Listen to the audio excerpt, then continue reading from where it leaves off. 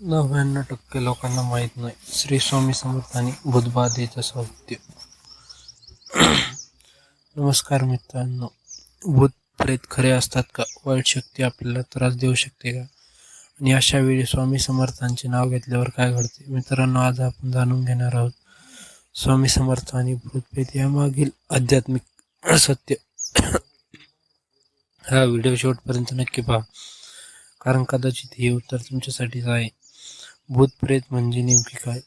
धर्मग्रंथानुसार जेव्हा एखाद्या आत्म्याच्या इच्छा अपूर्ण राहतात किंवा मृत्यूनंतर त्याला शांती मिळत नाही, तेव्हा तो आत्मा भटकत राहतो. यालाच भूतप्रेत असे म्हणतात. पण हे लक्षात ठेवा, प्रत्येक विचित्र घटना म्हणजे भूतप्रेतच असते असे नाही. अनेक वेळा तो फक्त आपल्या मनाचा भ्रम असतो. स्वामी समर्थांचा दृष्टिकोन. स्वामी समर्थांनी काही लोकांना भूतप्रेताची भीती दाखवली नाही. ते नेहमी म्हणायचे, भीती सोडा, मी तुमच्या पाठीशी आहे. स्वामीच्या नावात एवढी शक्ती आहे की नकारात्मक ऊर्जा जवळही येत नाही. जिथे श्रद्धा आहे तिथे कोणताही वाईट शक्ती टिकत नाही.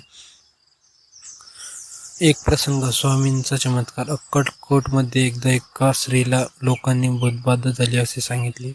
तिला स्वामी समर्थांपुढे आणले. स्वामी शांत बसले आणि फक्त एवढे म्हणले, जा, तिला काही नाही.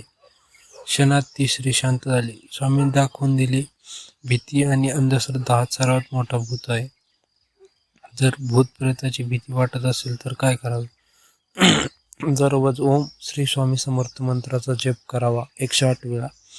संध्याकाळी घरात दिवा लावा. स्वामींचा फोटो समोर ठेवून प्रार्थना करा.